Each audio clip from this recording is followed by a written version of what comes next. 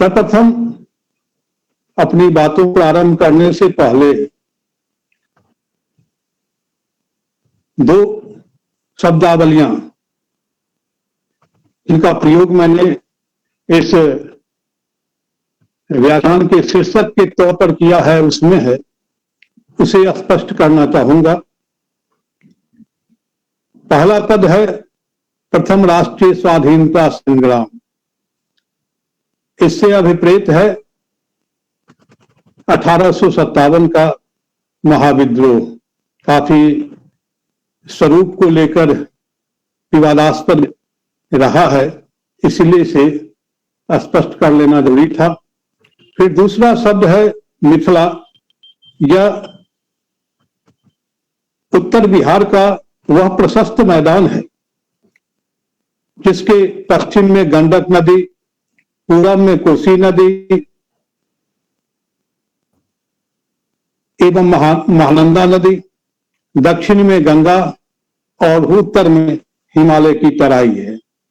उत्तर वैदिक काल में विदेह जन के आर्यों ने इस भूभाग में विदेह राज्य की नींव डाली, जिसकी राजधानी मिथिला थी। मिथिला शीघ्र ही समस्त उत्तर भारत में ब्रह्म विद्या और ज्ञान का केंद्र बन गया। 6वीं सदी ईस्वी पूर्व में विदेह राज्य के पश्चिमी भाग में वैशाली के गणराज्य का दोनों ही राज्यों को पहले अजातशत्रु और फिर महापद नंद द्वारा मगध साम्राज्य में समाहित कर लिए जाने के बाद प्राचीन विदेह की राजधानी के नाम पर इस पूरे प्रदेश को ही मिथिला नाम से जाना गया। ऐतिहासिकों में इस जनपद के प्रकाशकीय नाम बदलते रहे, उनका विभाजन भी होता रहा, किंतु आम चलन और पौराणिक ग्रंथों में यह मिथिला ही कहलाया। मिथिला संस्कृत की भौगोलिक अभिव्यक्ति के अंतर्गत 19वीं सदी के मध्य में तिरहुत एवं चंपारण जिलों के अतिरिक्त मुंगेर और भागलपुर जिलों में गंगा का उत्तरी मैदान मिथिला के नाम से प्रशस्त था। प्रस्तुत व्याख्यान का अध्ययन क्षेत्र यही मिथिला जनपद है, जिसमें 1800 सन के महाविद्रोह के प्रसार पर चर्चा करने से पहले यह जरूरी है कि 1857 की ऐतिहासिक परिघटना पर अब तक किए गए अध्ययनों के विविध दृष्टिकोणों की चर्चा कर ली जाए, ताकि मेरे अध्ययन की दृष्टि स्पष्ट हो सके। वैज्ञानिक इतिहास लेखन के जनक इतिहासकार लियोपोल्ड वान रांके का मानना था कि इतिहास लेखन में तथ्यों को स्वयं बोलने दिया जाए और इतिहासकार उन पर स्वयं अपना मंतव्य थोपने से पूरी तरह परहेज करे।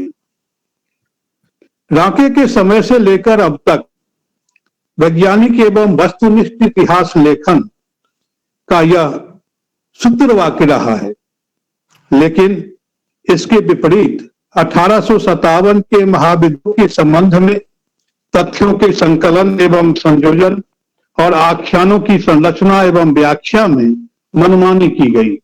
परिणामतः 1857 के महाविद्रोह के कारणों की प्रकृति की परस्पर विरोधी तस्वीरें इतिहास लेखन के क्षेत्र में बनती रही हैं।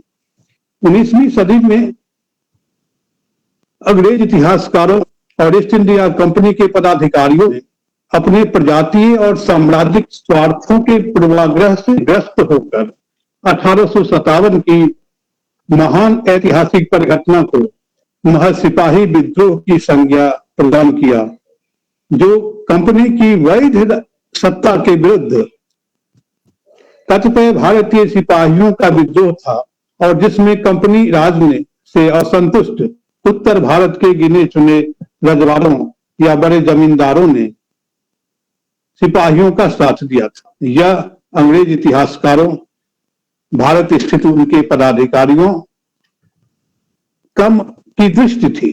जहां तक भारतीय बुद्धिजीवियों का प्रश्न है, वे 19वीं सदी के उत्तरार्ध में प्रायः मौन रहे।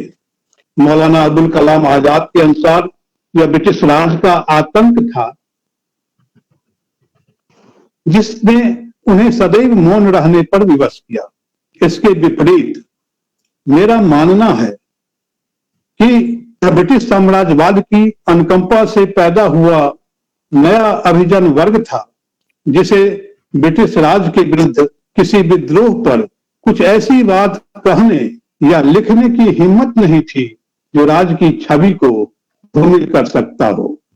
वे तो प्रबुद्धता की पाश्चात्य अवधारणा और प्रगति एवं कानून के शासन की धारणा से अभिभूत थे। सर्वोपरि ये ब्रिटिश भारत में ब्रिटिश राजसत्ता की वैधता को पूरे तौर पर स्वीकार कर चुके थे, जिसमें सीमित ही सही निर्णय निर्माण प्रक्रिया में भागीदार बनने की संभावना मौजूद थी। पहली बार 1907 में 1857 की अर्धवार्षिकी समारोह का आयोजन लंदन में कुछ भारतीयों के द्वारा किया गया और 1909 में विनायक दामोदर सावरकर की पुस्तक भारत की स्वाधीनता का प्रथम युद्ध 1857 प्रकाशित हुआ। यह निश्चित रूप से एक एवं नए परिप्रेक्ष्य को उद्घाटित करता है जो राष्ट्रवाद के आने बाने से बुना गया था।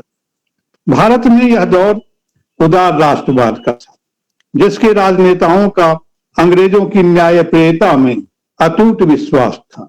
आवेदन, निवेदन और शिष्टमंडल मिलन द्वारा कष्टों के निवारण की चाह रखने वाले राजनेताओं और इतिहासकारों ने 1857 के संबंध में बिल्कुल ही चुप्पी साध ली।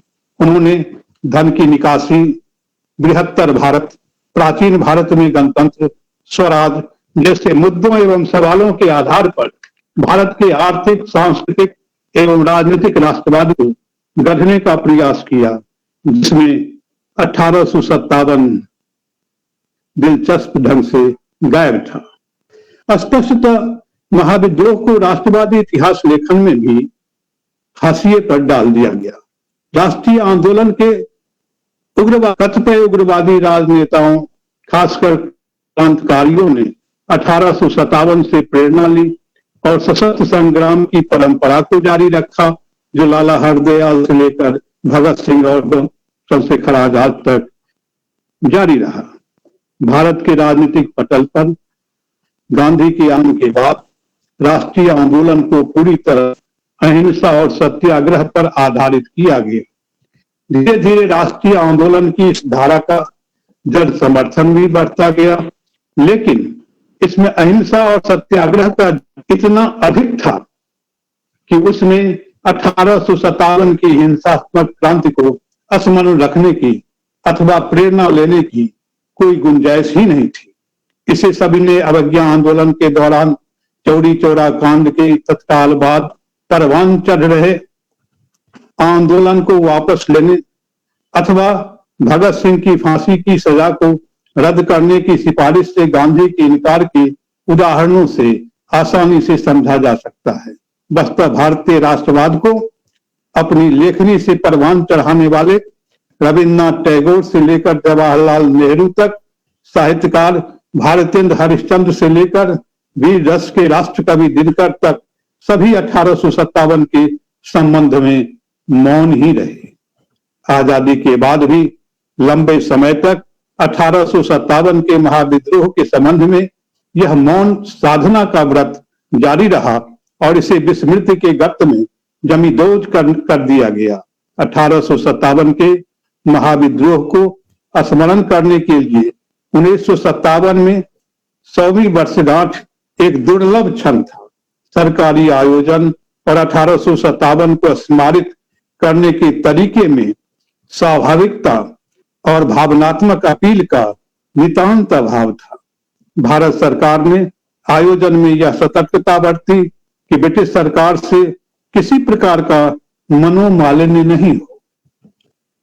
भारत स्थित ब्रिटिश हाई कमिश्नर ने भी इसे 15 अगस्त 1957 को स्वाधीनता समारोह के साथ घालमेल करने का सुझाव दिया। 1857 के संबंध में कांग्रेस की सरकार की दोहरी मानसिकता उन पुस्तकों में प्रकट हुई जब भारतीय जनमानस में रचे बसे प्रथम स्वाधीनता संग्राम की छवि को धूमिल करने का प्रयास किया गया। इन पुस्तकों में एस.एन. सेन का आधिकारिक प्रकाशन 1857, आर.सी. मजूमदार की पुस्तक द सिपाही mutiny and the revolt of 1857 और काली कंकर दत्त की पुस्तक history of freedom movement in Bihar के प्रथम भाग को परिगणित किया जा सकता है। ये सभी पुस्तकें 1857-59 के दौरान अंग्रेज पदाधिकारियों के पत्र व्यवहार, सरकारी अधिसूचनाओं, प्रतिवेदनों, आदेश पत्रों, कार्यवाहियों आदि के अलावे उनके अंग्रेज इतिहासकारों के द्वारा प्रस्तुत साक्ष्यों पर आधारित हैं, जो 1857 की घटना को सिपाही विद्रोह मानने से प्रेरित प्रतीत होते हैं। इस पीढ़ी के एकमात्र इतिहासकार एस.बी. चौधरी ने यह माना कि 1857 के विद्रोह में सैन्य की अपेक्षा नागरिक घटक कहीं अधिक विस्तृत थे। एस.बी. चौधरी की पुस्तक theories of the Indian mutiny 1857-59 में 1857 के जन विद्रोह पर पुनर्विचार करने के लिए प्रेरित किया। एरिक स्टोक्स ने अपनी पुस्तक the peasant armed Indian rebellion 1857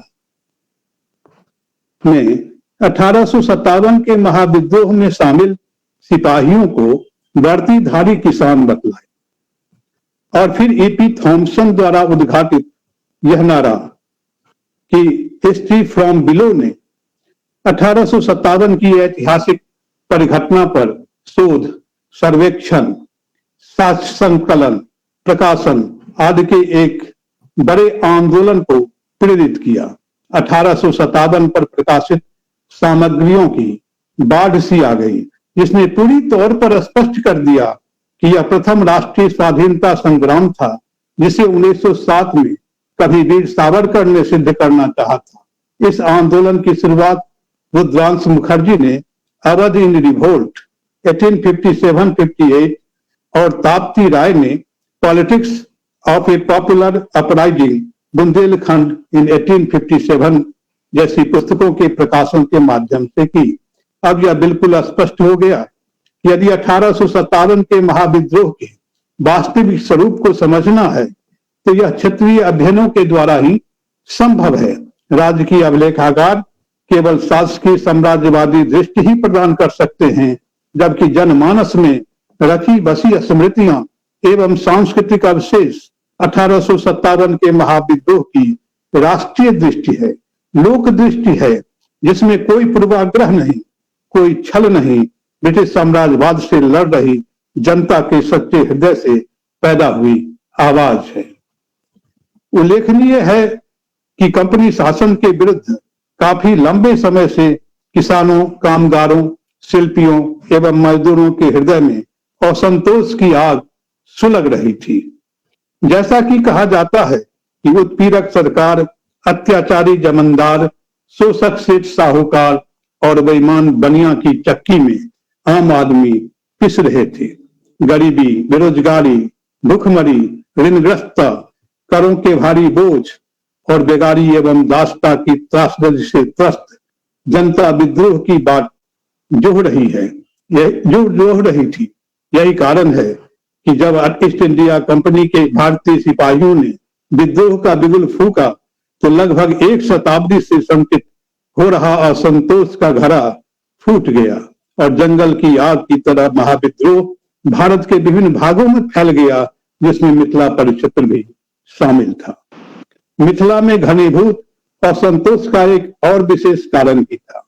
इस जनपद में बड़े पैमाने पर नील की खेती की जाती थी, जिस पर अंग्रेज कोठीवालों का पूरा नियंत्रण था।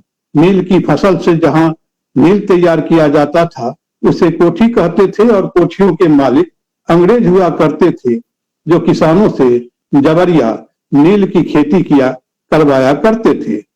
नील के धंधे से जुड़े अंग्रेजों को शासकीय भाषा में प्लांटर कहा जाता था और आम बोलचाल की भाषा में इन्हें नील्हा कोठीवाल, नील्हे कोठीवालों द्वारा किसानों पर किए जाने वाले असह्य अत्याचार, शोषण एवं उत्पीड़न, क्रूरता एवं पाशविकता अपनी सारी सीमाओं को लांघ चुकी थी।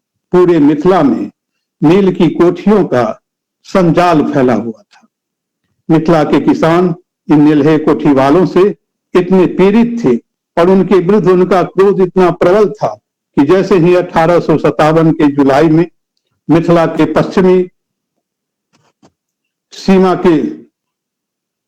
उत्तरी सीमा के सुगोली में स्वेच्छाचारी मेजर होम्स, उसकी पत्नी और अन्य 2 यूरोपियनों को 12वीं रेगुलर कैवेलरी के भारतीय जवानों ने गोलियों से भून डाला।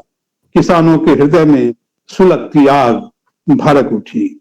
यह आग इतनी तीव्र थी कि मिथिला क्षेत्र के सारे कोठीवाल अपनी अपनी कोठियां अपने विश्वस्त कारिंदों और लठैतों को के जिम्मे छोड़कर मुजफ्फरपुर जाकर छिप गए। सरकारी तंत्र विफल हो गया था। मुजफ्फरपुर को केंद्र बनाकर किसी तरह मिथिला को नियंत्रित करने का प्रयास किया जाने लगा। ऐसे ही मौके पर मिथिला के किसी जन कवि ने परिस्थिति का चित्रण इस प्रकार अपने एक गीत में किया है। नाव फिरंगी के डगमग करे छे, देश के खोखला बनेलक, लूट लूट के रोग अकाल आफत बढ़ेलक, कूट कूट के पानी लब छे, दुख के दरिया में लूट भ्रष्टाचार छे, कोर्ट कचहरिया में लोग उठ गए, आग ने डरे छे, नाव फिरंगी के डगमग करे छे। गौरतलब है कि बिहार में 1857 के जननायक बाबू वीर कुंवर सिंह थे, जिनका गुरुद्वारा मिथिला में वर्तमान मधुबनी जिला का मगरौनी गांव था। इसी गांव के भिखिया झा उनके गुरु थे। उन्होंने ही कुंवर सिंह को अंग्रेजी सत्ता के खिलाफ लड़ने के लिए प्रेरित किया था। जैसे ही बाबू कुंवर सिंह ने विद्रोह का बिगुल फूका, ईस्ट इंडिया कंपनी की फौज भिखिया झा को प्रताड़ित करने के लिए मगरौनी पहुंची। संयोगवश भिखिया झा को इसकी भनक पहले लग गई थी और वे सब परिवार मगरौनी से पलायन कर चुके थे। कंपनी का सैनिक दस्ता भिखिया झा के घर को ध्वस्त कर दिया, गांव में लूटपाट की, तलाशी ली, किंतु उन्हें खाली हाथ लौटना पड़ा। अंग्रेज पदाधिकारियों के पत्राचारों और प्रतिवेदनों से पता चलता है कि मिथिला में उनकी सबसे बड़ी परेशानी नदी के घाटों पर स्थानीय लोगों द्वारा की जाने वाली नाकेबंदी थी। इस कारण मिथिला में विद्रोह को दबाकर अपना नियंत्रण कायम करने में लगभग 1.5 वर्ष का समय अंग्रेजों को लगा। मिथिला के छोटे राजपूत जमींदारों ने बाबू कुंवर सिंह की सेना के भोजन के लिए भारी मात्रा में चावल, दाल, सब्जी, तेल, नमक, मसाला और तंबाकू के भार जहां तहां से भेजे। इसके साथ ही राजपूत जमींदारों ने बाबू कुंवर सिंह की सेना में लड़ने के लिए अपने अपने यथाशक्ति सामर्थ्यानुसार लठैतों को भी भेजा। वर्तमान मधुबनी जिला के ऐसे भरकुल के राजपूत जमींदारों के वंशधर आज भी 1857 के महाविद्रोह में अपने पूर्वजों के इस योगदान की चर्चा करते हैं। दरअसल मिथिला समेत पूरे बिहार के गांव-गांव में बाबू कुंवर सिंह को सहयोग देने की अपील प्रसारित की गई थी, जिसकी संपुष्टि इस गीत से होती है। गांव गांव में डुग्गी बाजल, बाबू के फिरल दुहाई, लोहा चबावे के न्योतावा, सब साज अपन दल साजल, जान गमावे के न्योता, चूड़ी फरवावे के न्योता, सिंदूर पछवावे के न्योता, रार कहावे के न्योता, जे हो हमार से साथ दे, जे हो हमार से साथ दे। बा यहाँ न मौका समझे के, बा यहाँ न मौका बूझे के। 1857 के महाविद्रोह में मिथिला की जन सहभागिता को यहाँ प्रचलित संवाद या प्रश्न अथवा समस्या पूर्ति की शैली में रचित एवं प्रचलित इस कविता से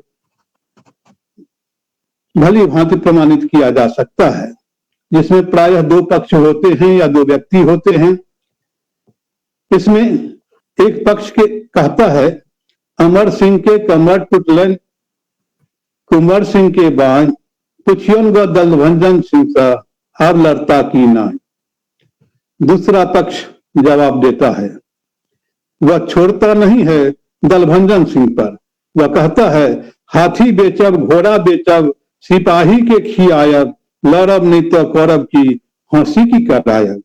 बस तो इस महाविद्रोह में जन सहभागिता की संपुष्टि उन असंख्य लोकगीतों, कविताओं, दोहों, कथनों और मिथकों से होती है जो आज भी किसी न किसी रूप में प्रचलित है और 1857 के महासमर में आम भागीदारी को रेखांकित करता है। ऐसे ही एक आह्वान परक अन्य लोकगीत में कहा गया है, दुश्मन देश के दबावे खातिर ऐब रहले, उठ भैया देर नहीं लगावे जो, लाठी ले सोटा ले काता वो कोदारी ले, हाथ में गरासा ले आगे आगे धाई जो, उठ भैया देर नहीं लगावे जो।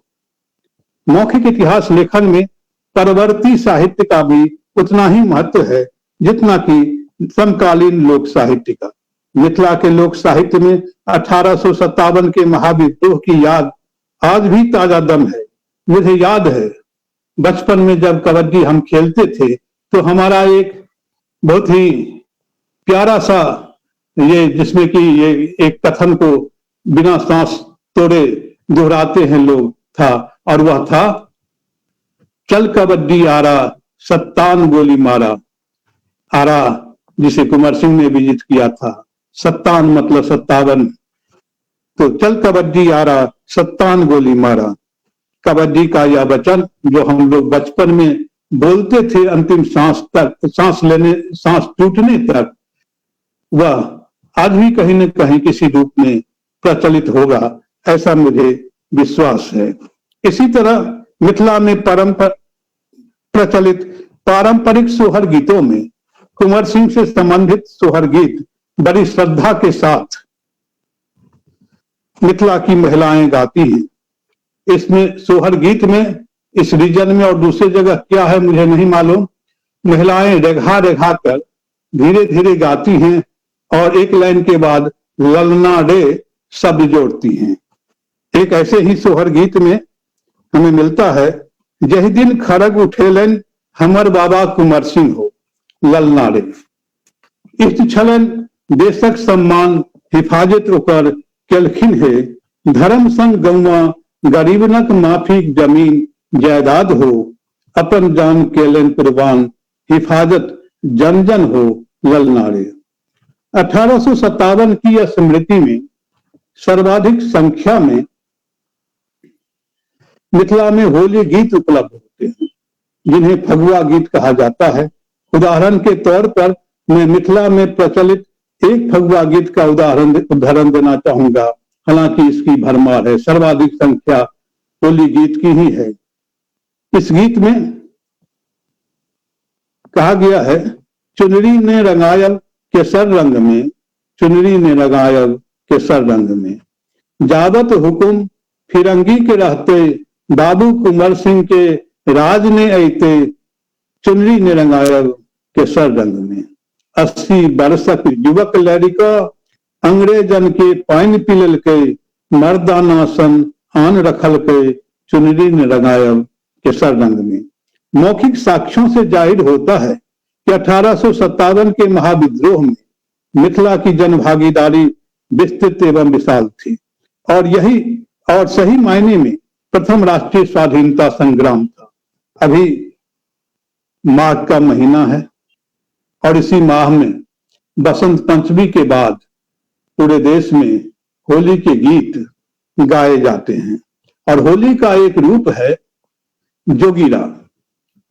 मिथिला में प्रचलित या मिथिला या पूरे बिहार में प्रचलित या जोगीरा है, जिसमें कहा गया है, सारा रारा रारा वीर कुंवर सिंह मर्दाना था, छुड़ाया अंग्रेजों का छक्का, वीर कुंवर सिंह मर्दाना था, छुड़ाया अंग्रेजों का छक्का, आजादी का जंग था वो, आजादी का पहला धक्का, जोगीरा सारा रारा। लगी थी गोली बां, गंगा जी के बीच में लगी थी गोली बां, हर हर गंगे कहकर उसे काट किया प्रवाह, जोगीरा सारा रारा। इसमें कोई दो राय नहीं हो सकती। ये सारे साक्ष्य समकालीन और परवर्ती सभी यह सिद्ध करते हैं कि जातीय, धार्मिक, वर्गीय सारी सीमाओं को पार कर मिथिला के लोगों ने जहां तक इस महायुद्ध में अपना योगदान देने का जो भी सामर्थ्य उनका था, चाहे चावल दाल से हो, चाहे कुंवर सिंह की सेना में भर्ती होकर हो, उन्होंने पूरा योगदान दिया और पूरे तौर पर यह पूरे मिथिलांचल में यह युद्ध फैला हुआ था। इसमें कोई दो राय नहीं हो सकती कि 1857 का महाविद्रोह मिथिला के लोक कंठ में, लोक साहित्य में एक अमर महागाथा के विभिन्न लोक पक्षों के रूप में रचा बसा है। इसे न केवल वे प्रथम स्वाधीनता संग्राम से सिद्ध करते हैं, अपितु संग्राम में मिथिला की सक्रिय जन भागीदारी को भी पूरे ऐतिहासिक तौर पर अभिप्रमाणित करते हैं। गौरतलब है कि जब आम लोगों का कोई संघर्ष होता है या उनके बीच की कोई घटना होती है, तो सर्वाधिक प्रमुख स्रोत, सबसे महत्वपूर्ण स्रोत उन्हीं के बयानों, उन्हीं के गीतों या उन्हीं के द्वारा उनकी स्मृतियां, ये तमाम चीजें इतिहास अध्ययन के क्षेत्र में सर्वाधिक प्रमाणिक स्रोत के रूप में मानी जाती हैं।